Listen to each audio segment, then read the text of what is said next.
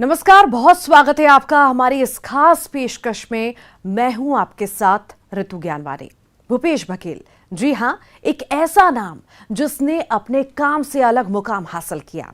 3 साल में ही प्रदेश को वो सब कुछ दिया जिसने छत्तीसगढ़ की पहचान को बदल दिया। भूपेश बघेल सरकार के 3 साल पूरे हो गए हैं। 3 साल का क्या लेखा जोखा रहा, किन चुनौतियों से सरकार का सामना हुआ, किन फैसलों से जनता को फायदा, ये सब कुछ बघेल सरकार के 3 बछर में समेट कर लाए हैं। तुम्हारे संगी रे ये भैया की माटी, तुम्हारे राजा रे ये भैया की माटी।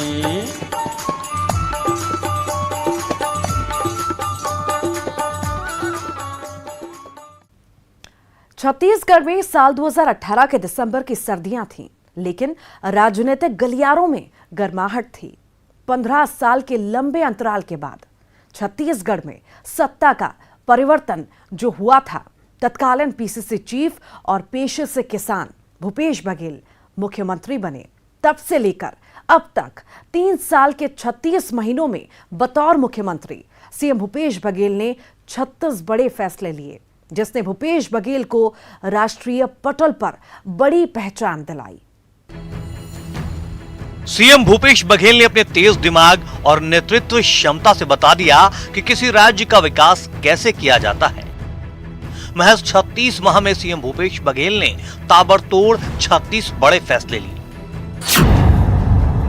फैसला नंबर 1, राजीव गांधी किसान न्याय योजना। भारत रत्न पूर्व प्रधानमंत्री राजीव गांधी जी की पुण्यतिथि 21 मई 2020 से राजीव गांधी किसान न्याय योजना लागू की गई।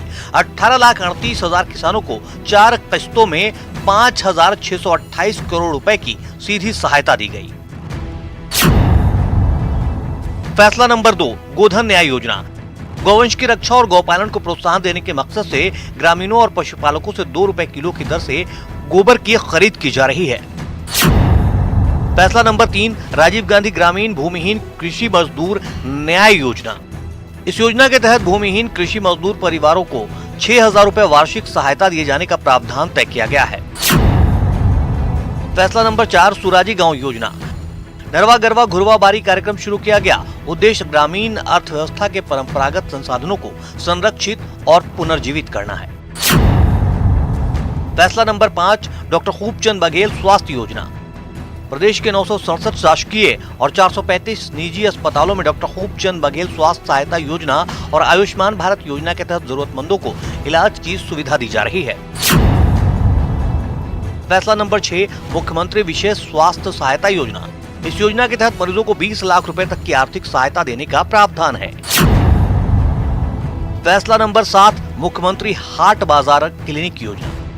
सुदूर अंचलों के हाट बाजारों के जंगल, पहाड़ी और दुर्गम क्षेत्रों में रहने वाले जनजातीय समूह तक स्वास्थ्य सुविधाओं को पहुंचाना है। फैसला नंबर 8, मुख्यमंत्री शहरी स्वास्थ्य योजना। इसके तहत शहरी क्षेत्रों की स्लम बस्तियों में मोबाइल मेडिकल यूनिट के माध्यम से निःशुल्क जांच, उपचार और दवाई वितरण की सुविधा दी जा रही है। फैसला नंबर 9, दाई दीदी क्लिनिक योजना। मोबाइल मेडिकल यूनिट के माध्यम से मोहल्लों तक पहुंचकर महिलाओं और किशोरियों का स्वास्थ्य परीक्षण, उपचार कर उन्हें दवाओं का वितरण किया जाता है। फैसला number 10, Dhanvantari generic medical store योजना। आम लोगों को सस्ती दरों पर दवाई उपलब्ध कराने के मकसद से इस योजना की शुरुआत की गई है। फैसला नंबर 11, मुख्यमंत्री सुपोषण अभियान। इसके तहत बच्चों और महिलाओं को गर्म पके हुए पौष्टिक आहार के साथ साथ अतिरिक्त आहार भी निःशुल्क दिया जाता है। फैसला नंबर 12, सार्वभौम पीडीएस योजना। इसके तहत सामान्य परिवारों के लिए भी खाद्यान्न की पात्रता तय की गई है। फैसला नंबर 13, बिजली बिल हाफ योजना। 1 मार्च 2019 से घरेलू बिजली बिल में प्रति माह की गई खपत पर 400 यूनिट तक के बिजली बिल पर आधे बिल की राशि की छूट दी जा रही है। स्कूलों, कॉलेजों, पंचायत भवनों, आंगनबाड़ियों जैसे स्थानों को मुख्य मार्ग से जोड़ा जा रहा है। फैसला नंबर 19, मुख्यमंत्री वार्ड कार्यालय योजना। फैसला नंबर 20, महिला स्व सहायता समूहों का कर्ज माफ। फैसला नंबर 21, मुख्यमंत्री वृक्षारोपण प्रोत्साहन योजना। फैसला नंबर 22, 52 लघु वनोपज की खरीदी। फैसला नंबर 23 राजीव युवा मितान क्लब योजना। फैसला नंबर 24 मुख्यमंत्री खिलाड़ी प्रोत्साहन योजना। फैसला नंबर 25 पौनी पसारी योजना। फैसला नंबर 26 मोर जमीन मोर मकान योजना। फैसला नंबर 27 आदिवासियों के विरुद्ध दर्ज प्रकरणों की वापसी। फैसला नंबर 28 चिटफंड कंपनियों के खिलाफ कार्रवाई। फैसला नंबर 29 कृषि भूमि अधिग्रहण मुआवजा 4 गुना। फैसला नंबर 30 कृषि ऋण माफी। फैसला नंबर 31 किसानों को निःशुल्क एवं रियायती विद्युत सुविधा। फैसला नंबर 32 लाख की खेती को कृषि का दर्जा। फैसला नंबर 33 बोधघाट सिंचाई परियोजना। फैसला नंबर 34 पुलिस प्रशासन। फैसला नंबर 35 रोजगार। फैसला नंबर 36 गांधी जी के विचारों का कार्यान्वयन। अवधेश मिश्रा, न्यूज 18 रायपुर, छत्तीसगढ़। सत्ता संभालते ही वैसे तो मुख्यमंत्री भूपेश बघेल के सामने कई चुनौतियां थीं, लेकिन शपथ ग्रहण के बाद सबसे बड़ी चुनौती कोरोना के रूप में सामने आई। इस विकट चुनौती का सामना छत्तीसगढ़ ने सीएम भूपेश बघेल के नेतृत्व में किया। इसके बाद तो छत्तीसगढ़ का नाम देश के उन मजबूत राज्यों में शामिल हुआ जो कोरोना की पहली लहर में मजबूती के साथ लड़े थे। दुनिया भर में कोरोना ने आते ही जो आतंक फैलाया वो किसी से छिपा नहीं है। देश में जैसे ही कोरोना का पहला केस मिला, छत्तीसगढ़ में भी दहशत फैल गई। छत्तीसगढ़ में पहला कोरोना का केस 18 मार्च 2020 को रायपुर में मिला था। छत्तीसगढ़ के सामने भी एक बड़ी चुनौती थी कि कैसे कोरोना को राज्य में आने से रोका जाए। ऐसे में राज्य के मुख्यमंत्री भूपेश बघेल ने सबसे बड़ा निर्णय लिया। आने वाले बड़े खतरे को भांपते हुए मुख्यमंत्री भूपेश बघेल ने सबसे पहले बॉर्डर सील कराए। देश में जब ज्यादातर राज्य कोरोना के मरीजों से जूझ रहे थे, तब छत्तीसगढ़ देश के उन राज्यों में शामिल था जो बेहद सुरक्षित था। तो ये है कि छत्तीसगढ़ लैंडलॉक स्टेट है, 7 राज्यों से घिरा हुआ है। और उस समय हम लोगों ने जब ये कोरोना का पहले दौर जब शुरू हुआ तो हमने सीमाओं को सील कर दिया। और इस कारण से एक समय था जब कोरोना के मरीज केवल हमारे पास 3 थे। फिर अचानक जब भारत सरकार ने सीमाओं को खोल दिया, रेलवे स्टेशन में ट्रेनें आनी शुरू हो गई, हवाई मार्ग भी खुल गया और जांच आप देखें, आप जाने, आपका काम जाने। और ऐसे समय में बहुत सारे लोग जो दूसरे प्रदेश से आए, हमारे जो पैरामिलिट्री फोर्स है जो छुट्टियों में गए थे वो आए, तो इस कारण से बड़े तेज़ी से संक्रमण फैला। और उस समय हमने फैसला किया कि ज़्यादा से ज़्यादा टेस्टिंग होना चाहिए। सरकार बनने के 1 साल बाद ही छत्तीसगढ़ की भूपेश सरकार को कोरोना की बड़ी चुनौती का सामना करना पड़ा, जिसमें लॉकडाउन के दौरान प्रवासी मजदूरों के घर पहुंचने और राशन की व्यवस्था से लेकर कोरोना से लड़ने के लिए सही समय पर टेस्ट, बेहतर इलाज और आइसोलेशन की व्यवस्था करना शामिल था। इसके साथ ही लॉकडाउन के बाद प्रदेश की अर्थव्यवस्था को पटरी पर लाना भी सरकार के लिए बड़ी चुनौती थी। लेकिन कोरोना से जंग में छत्तीसगढ़ सरकार सफल साबित हुई। छत्तीसगढ़ का मॉडल दूसरे राज्यों ने भी अपनाया और बाकी राज्यों के लिए छत्तीसगढ़ रोल मॉडल बन गया।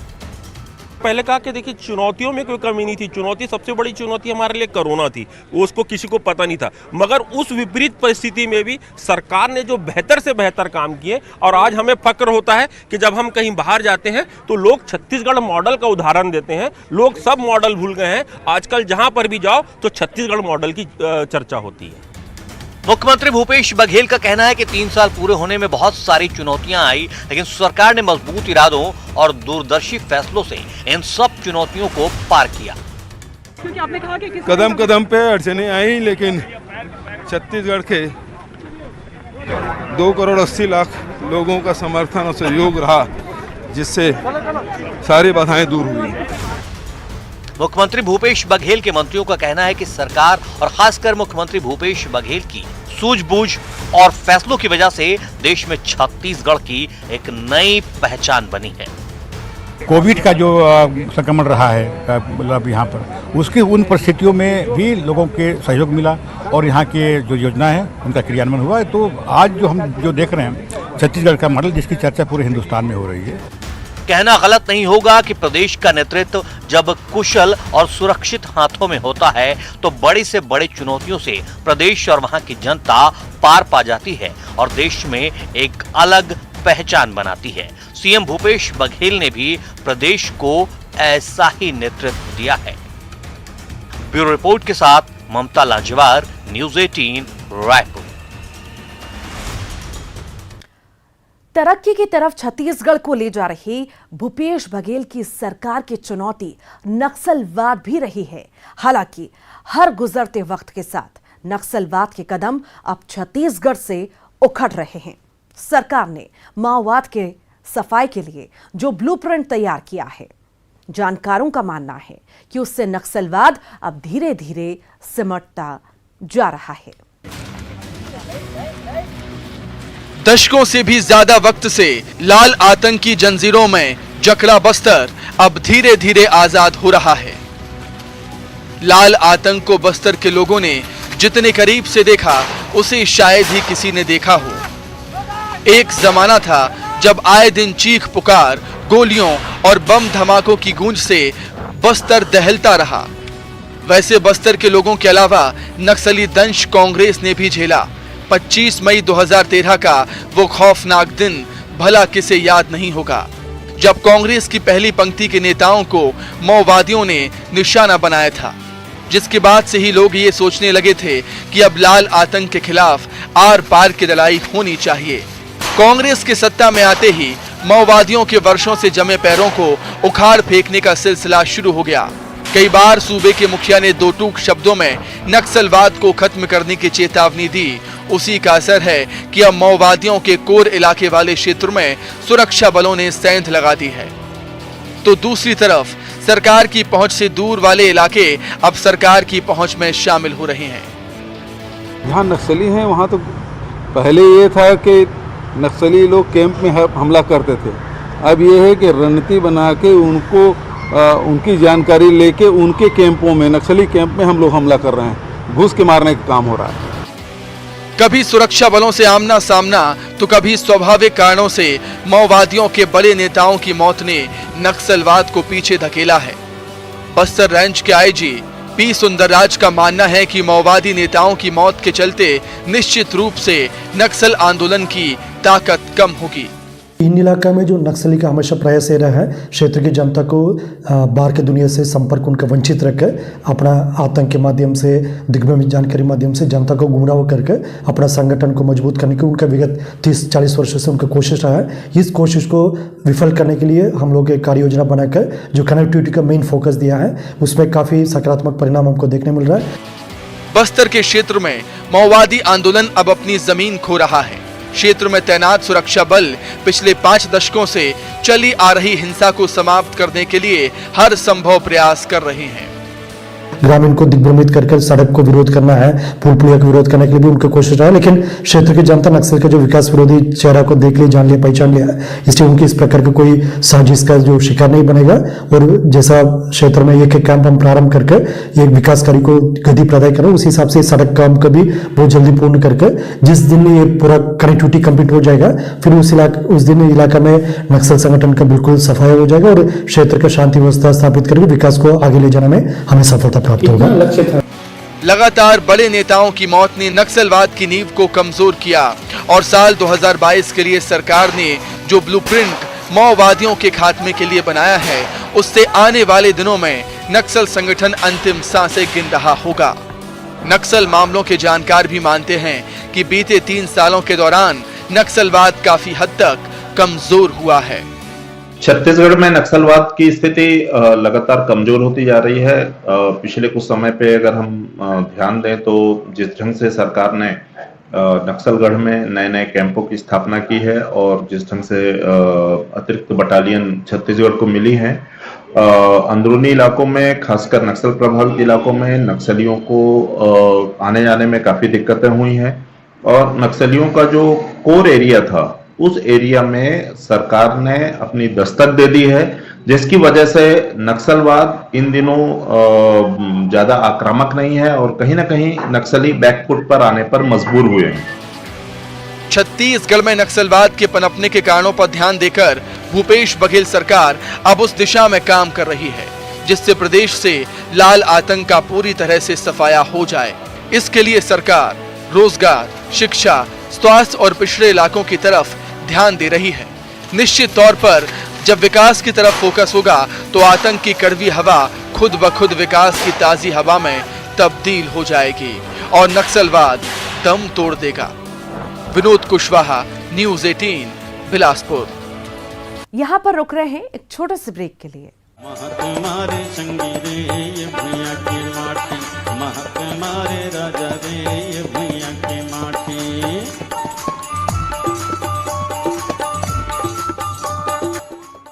छत्तीसगढ़ में एक चर्चा ये भी है कि 15 साल बाद सत्ता में आने वाली कांग्रेस के मुख्यमंत्री भूपेश बघेल ने अपने कार्य कौशल से सॉफ्ट हिंदुत्व के मुद्दे पर पकड़ बना ली है, जो बीजेपी के लिए एक बड़ी चुनौती बनी हुई है। महकमारे संगी रे ये भैया की माटी, महकमारे राजा रे ये भैया की माटी।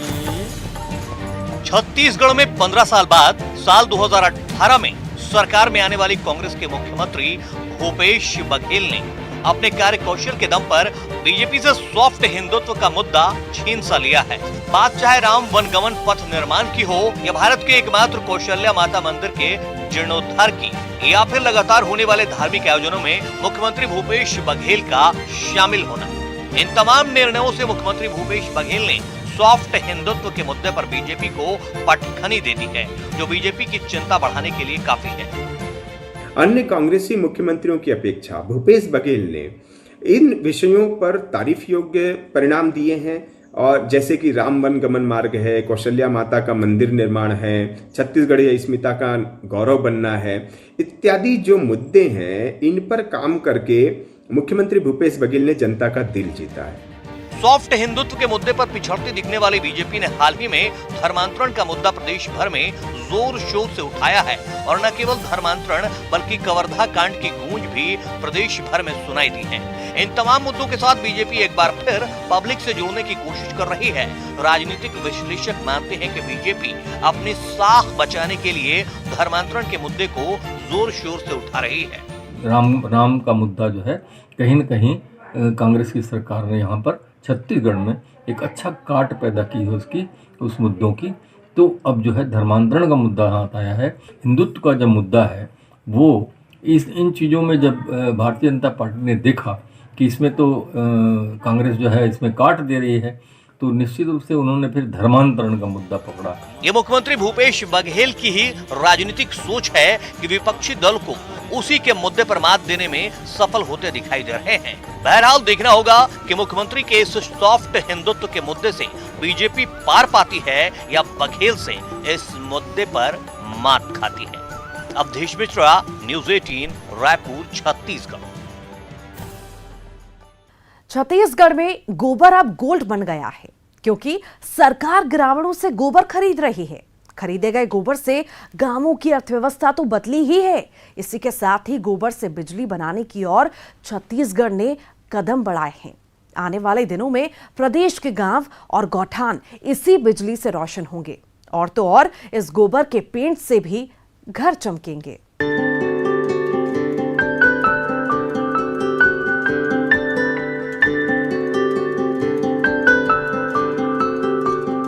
छत्तीसगढ़ की भूपेश सरकार के 3 साल पूरे हो चुके हैं। इन 3 सालों में सरकार की फ्लैगशिप योजनाओं की देश भर में तारीफ हुई, लेकिन गोधन न्याय और ऐसी योजना रही जो पूरे देश के लिए नजीर बनी। प्रदेश में मुख्यमंत्री भूपेश बघेल ने जुलाई 2020 में गोधन न्याय योजना की शुरुआत की थी।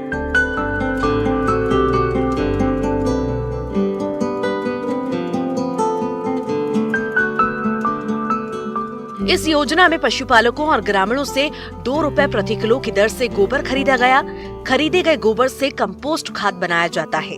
इसके बाद यही जैविक खाद कम दरों पर किसानों को उपलब्ध कराई जाती है। गोबर से जैविक खाद बनाने के बाद एक कदम और आगे बढ़कर भूपेश सरकार ने प्रदेश में गोबर से बिजली बनाने की योजना भी शुरू की है।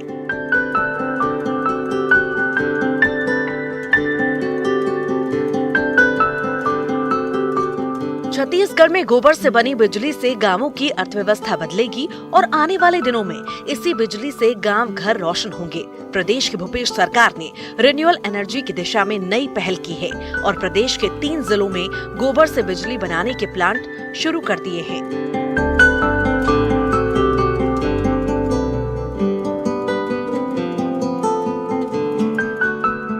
अक्टूबर 2021 को महात्मा गांधी की जयंती के दिन बेमेतरा में मुख्यमंत्री भूपेश बघेल ने इस परियोजना की शुरुआत की। बेमेतरा के आदर्श गौठान, राखी, दुर्ग के सिकोला गौठान और रायपुर के बनचरौदा गौठान में इसकी शुरुआत की गई है। मुख्यमंत्री ने इस दौरान वीडियो कॉन्फ्रेंसिंग के जरिए इन गौठानों में महिला स्व सहायता समूह की महिलाओं और ग्रामीणों से बातचीत की और गांव की ही मेहनतकश महिलाओं से ही बटन दबाकर इस बिजली से रोशनी कराई। मुख्यमंत्री के मंशा के अनुरूप अब गांव का आम किसान भी गोबर से बिजली बना सकेगा। हिंदुस्तान में वो याद रखे जाइए, 2 अक्टूबर की वो तारीख महात्मा गांधी और शास्त्री जी की जयंती याद के रखे जाए। अरे अभी तक के भारत सरकार बिजली बनादरी से, राज्य सरकार मन बिजली बनादरी से, बड़े बड़े उद्योगपति मन बिजली बनादरी से, अब तो हमारे टेटू बैसाखू मन हमारे सुखपति और कुआरों मन तक बिजली बेचे काम करे। अभी तक के कोनो छत्तीसगढ़ में से कोनो नहीं की सके मैं बिजली उत्पादन कर सकूं।